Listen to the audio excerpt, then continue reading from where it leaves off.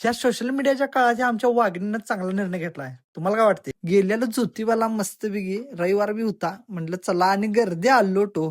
कसं सुट्ट्या चालू आहेत ना. पायऱ्या उतरणाऱ्यांपेक्षा पायऱ्या चढणाऱ्यांची तोंड लई बघण्यासारखी होती. भावा हे बघ बुरी नजरवाले तर मूक आला म्हणत हे दवना ह्याला म्हणतात आणि आम्हाला कसला दिलाय बघा. तसंच घेऊन मस्तपैकी शिखर दिसलंय एक नंबर विषय हो. कसं याला वाडी रत्नागिरी पण म्हणतात आणि ज्योतिबा ह्याला महालक्ष्मीनं कोल्हापूरच्या रक्षणासाठी इथं डोंगरावरती बसवला.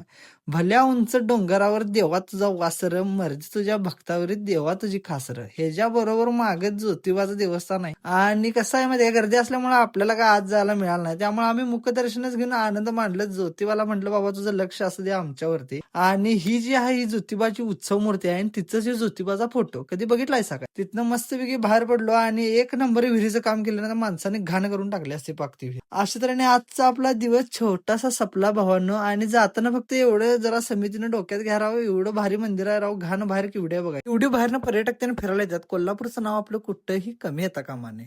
जाता आता फॉलो फक्त तेवढं करायला विसरू नका काय.